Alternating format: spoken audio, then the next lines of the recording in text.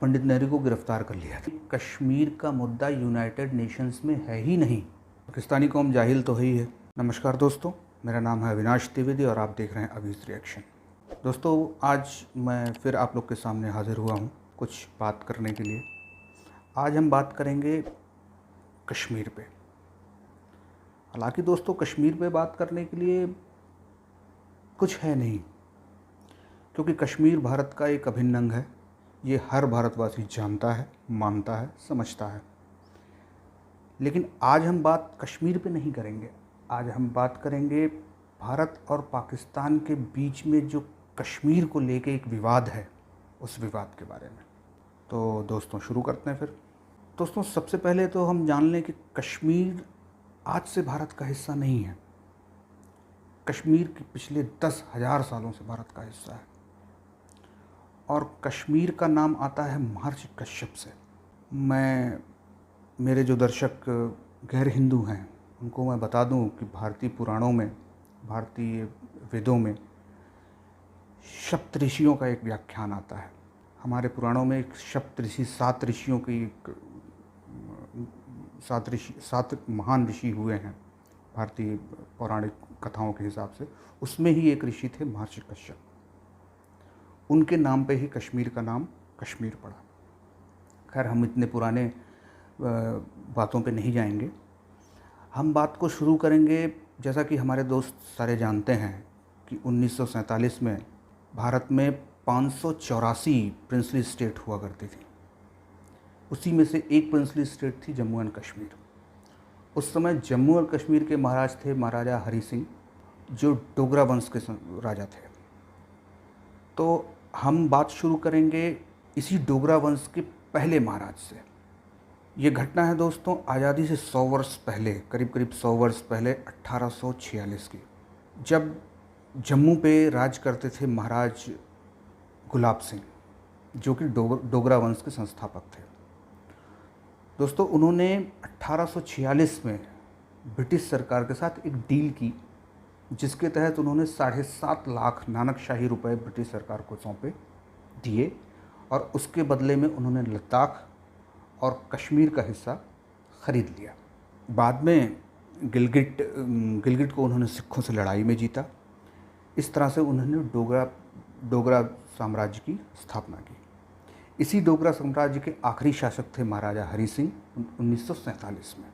दोस्तों, हम सबको पता है कि आज़ादी के समय जब भारत और पाकिस्तान का बंटवारा हो रहा था, तो उस समय 584 प्रिंसली स्टेट्स थीं जिनको ये अधिकार दिया गया था कि या तो वो भारत के साथ मिल जाएं, या पाकिस्तान के साथ मिल जाएं, या स्वतंत्र रूप से भी वो रहने का निर्णय ले सकती हैं। उसी प्रिंसली स्टेट में जम्मू एंड कश्मीर भी था। तो जम्मू कश्मीर के राजा साहब, जो महाराजा हरि सिंह थे, उन्होंने तत्काल निर्णय नहीं लिया। उन्होंने निर्णय लेने में थोड़ा सा देरी की, और इस बीच उन्होंने 12 अगस्त 1947 को एक स्टैंड स्टिल एग्रीमेंट साइन करने की इच्छा जाहिर की भारत और पाकिस्तान के साथ। इस एग्रीमेंट के अनुसार कश्मीर का जो स्टेटस ब्रिटिश राज में था, उसी स्टेटस को उसके बरकरार रखा जाएगा। मतलब कि महाराजा हरि सिंह के दिमाग में कहीं ना कहीं ये बात थी कि वो ना भारत के साथ जुड़ना चाहते हैं, ना पाकिस्तान के साथ जुड़ना चाहते हैं। वो कश्मीर को एक अलग राष्ट्र का दर्जा देना चाह रहे थे। पाकिस्तान ने उनकी ये बात मान ली, और जम्मू एंड कश्मीर के प्राइम मिनिस्टर जनक सिंह को इस बात की सूचना भी दे दी। लेकिन भारत उनकी इस बात को नहीं माना। भारत इस बात के लिए तैयार है। भारत का कहना था कि अगर आप ऐसा कोई एग्रीमेंट साइन करना चाहते हैं तो सबसे पहले आप खुद दिल्ली आएँ, या अपना कोई रिप्रेजेंटेटिव दिल्ली भेजें जो इस मुद्दे पे भारत सरकार से बात कर सके। लेकिन महाराजा हरि सिंह ने किसी तरह का कोई इस पे एक्शन नहीं लिया। ना वो खुद गए, ना उन्होंने किसी रिप्रेजेंटेटिव को भेजा। इधर पाकिस्तान की भी नज़र इस सारे प्रोसेस पे थी कि क्या हो रहा है, क्या नहीं हो रहा है। तो जब जिन्ना साहब को इस बात का खबर मिली कि भारत के साथ भी भारत ने स्टैंड स्टिल एग्रीमेंट साइन नहीं किया है, तो जिन्ना साहब ने तुरंत जम्मू एंड कश्मीर जाने की सोची, और इस बात की खबर उन्होंने अपने जो चैनल्स होते हैं उस चैनल्स के थ्रू महाराजा हरि सिंह तक पहुंचाई।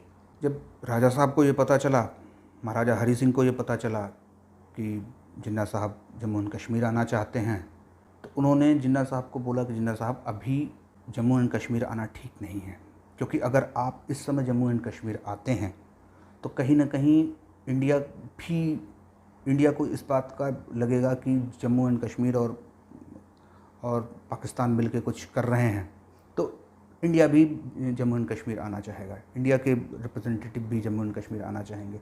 फिर ये क्या है, पूरे मामले का एक जंग का मैदान कश्मीर बन जाएगा।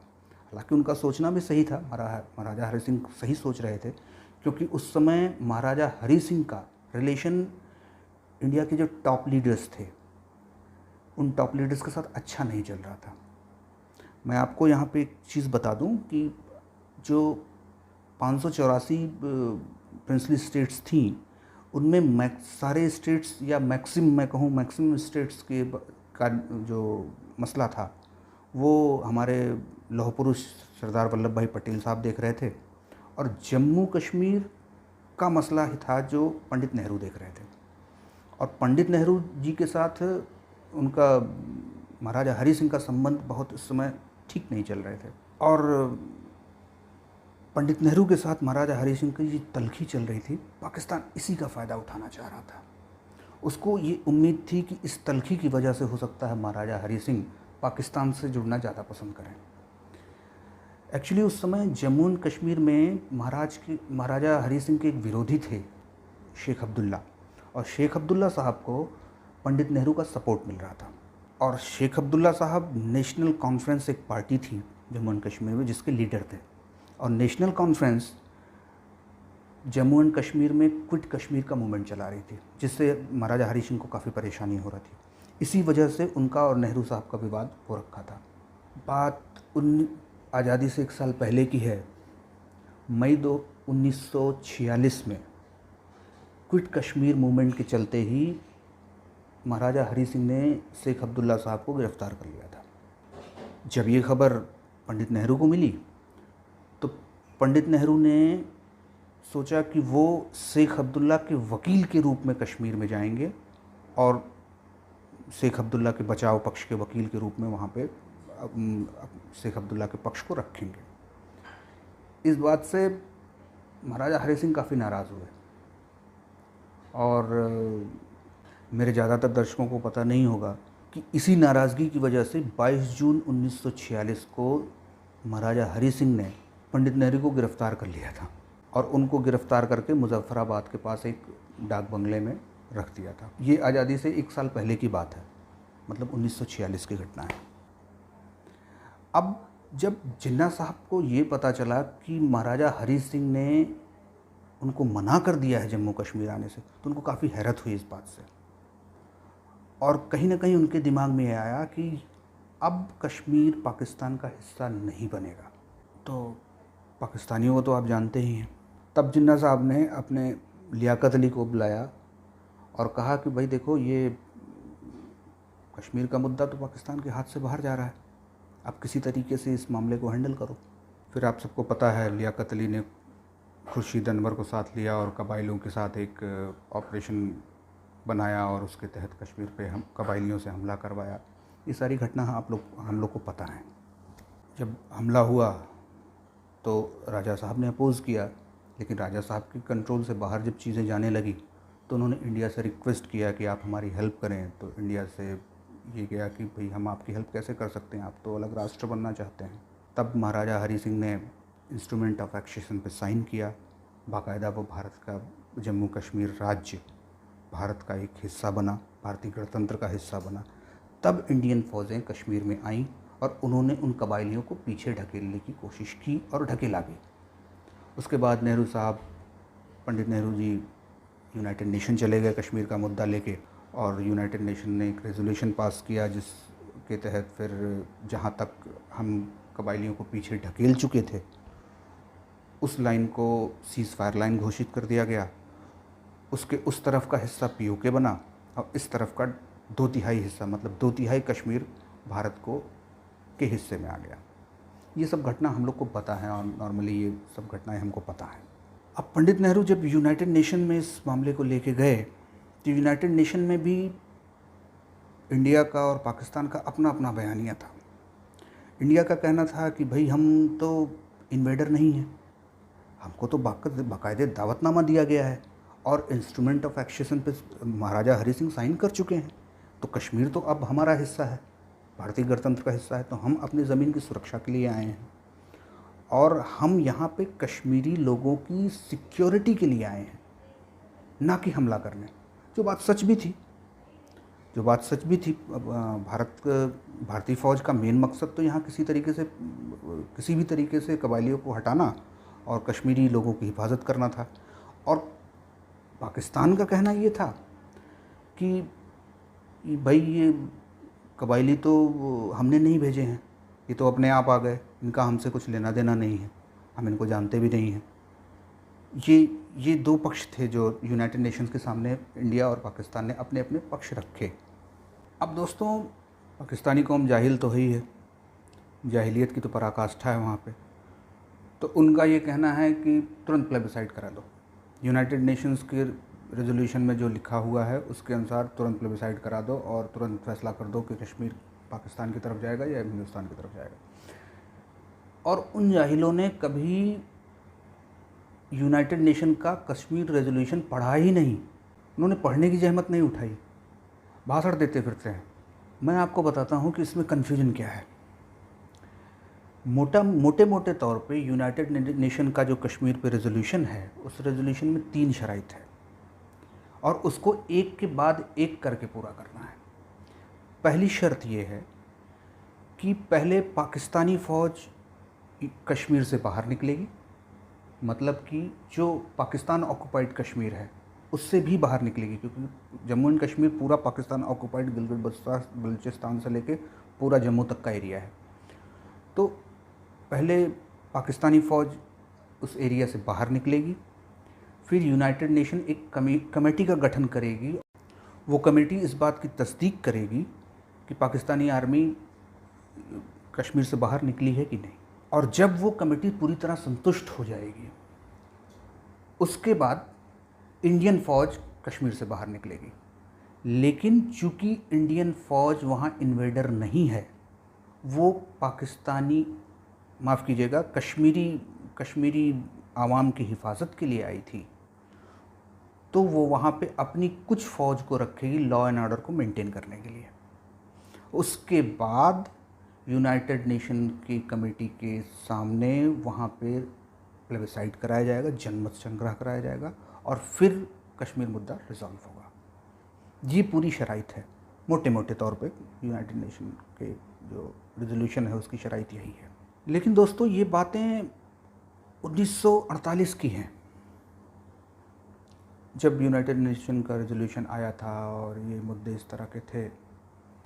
अगर आज की डेट में हकीकत देखा जाए तो पाकिस्तान भले ही ये चीखता चिल्लाता रहता है हर मोर्चे पे, हर जगह पे, हर मंच पे वो कश्मीर यूनाइटेड रेजोल्यूशन करता रहता है, लेकिन हकीकत ये है कि आज की डेट में कश्मीर का मुद्दा यूनाइटेड नेशंस में है ही नहीं। वो कैसे नहीं है मैं आपको बताता हूँ, और यही वजह है कि पाकिस्तान बार बार यूनाइटेड नेशन में कश्मीर के मुद्दे को उठाता है, क्योंकि उसको भी ये पता है कि यूनाइटेड नेशन में अब कश्मीर का मुद्दा है ही नहीं। वो कैसे नहीं है मैं आपको बताता हूँ। जब कबायलियों से इंडियन आर्मी की लड़ाई हो रही थी, उसके बाद जब सीज़ फायर की घोषणा की गई, तो एक सीज़ फायर लाइन बना दी गई। जहाँ तक इंडिया पहुँच चुका था, जहाँ तक उसने कबायलियों को पीछे ढकेल दिया था, उसको सीज़ फायर लाइन बता दिया गया कि ये सीज़ फायर लाइन है। उसके बाद जब 1971 में इंडिया पाकिस्तान के बीच युद्ध हुआ, जिसमें बांग्लादेश का गठन किया गया, जिसमें हमने पाकिस्तान को 2 भागों में तोड़ दिया था, उनके 93,000 सैनिकों से सरेंडर करवाया था। गिनीज बुक में उनका नाम दर्ज है इसके लिए, क्योंकि द्वितीय विश्व युद्ध के बाद सबसे बड़ा सरेंडर था ये किसी भी मुल्क के लिए। तो उन 72,000 सैनिकों को जब हमने POW बनाया, प्रिजनर ऑफ वॉर बनाया, और हम हिंदुस्तान ले गए, तो 1972 में हमने उन सारे युद्धबंदियों को छोड़ दिया था। लेकिन अब जब हमने पाकिस्तान की युद्धबंदियों को छोड़ा, तो हमने पाकिस्तान से क्या लिया? हमने पाकिस्तान के साथ एक समझौता साइन किया जिसको शिमला समझौता कहते हैं। ये समझौता साइन हुआ था मिसेस इंदिरा गांधी और जुल्फ़िकार अली भुट्टो के बीच में। इस शिमला समझौते की एक मेन शर्त ही यही थी कि कश्मीर मुद्दे पे जो भारत पाकिस्तान के बीच विवाद है उसमें यूनाइटेड नेशन के साथ साथ कोई भी तीसरी पार्टी या तीसरी ताकत का दखल आज के बाद नहीं होगा, और इस मुद्दे पे दोनों देश तैयार हैं। अब आप समझिए कि इस शिमला समझौते के अनुसार में भारत ने क्या किया। भारत ने किया कश्मीर के मुद्दे को यूनाइटेड नेशन से निकाल के उसने एक बातचीत की टेबल पर रख दिया, और इस बातचीत की टेबल पे अब दोनों देश आपस में बैठ के बात करके कश्मीर मुद्दे को सॉल्व करेंगे। इसको शिमला एग्रीमेंट के नाम से जाना जाता है। इसका मेन मकसद ये है कि कश्मीर को एक अंतर्राष्ट्रीय मुद्दा, विवाद का मुद्दा से हटा के एक बायलैटरल विवाद बना दिया गया इंडिया के द्वारा। ये तो हकीकत है दोस्तों, कश्मीर मुद्दे की, कश्मीर विवाद के मुद्दे की ये हकीकत है। पाकिस्तान में इस मुद्दे का अलग ही प्रोपेगेंडा चलता है। तो वीडियो काफ़ी लंबी हो जाएगी, तो आज का वीडियो हम यहीं समाप्त करते हैं। इसका सेकंड पार्ट में हम आपको बताएंगे कि ये जो हकीकत में पाकिस्तान और भारत के बीच में कश्मीर का जो मुद्दा उलझा हुआ है, इसकी जो हकीकत है उसके अनुसार रियल में पाकिस्तान की पॉलिसी क्या है। ये बताने की ज़रूरत इसलिए है क्योंकि पाकिस्तान इतने प्रोपेगेंडा करता है कश्मीर के मुद्दे को लेके कि पाकिस्तान में किसी को ये पता ही नहीं है कि एक्चुअली पाकिस्तान का कश्मीर को लेकर स्टैंड क्या है। बहुत सारी बातें हैं, कश्मीर तो पाकिस्तान की सहारग है, ये है वो है, सारी बातें वो अपने कौम को चूरन खिलाते रहते हैं, चूरन चटनी चलती रहती है उनकी। लेकिन अगले वीडियो में हम बात करेंगे कि पाकिस्तान की जो हकीकत है, पाकिस्तान की जो डीप स्टेट है, पाकिस्तान की जो हुकूमत है, उसकी एग्जैक्ट पॉलिसी क्या है कश्मीर को लेके पाकिस्तान के साथ, भारत के साथ। पाकिस्तान की जो डीप स्टेट है, जो आर्मी है, उसकी हकीकत में पॉलिसी क्या है कश्मीर को लेके भारत के साथ। तब तक के लिए अनुमति दीजिए। कोरोना से बचाव करिए, SOPs का पालन करिए, अपने परिवार को सुरक्षित रखिए, खुद को सुरक्षित रखिए, और मिलते हैं नए वीडियो में। जय हिंद।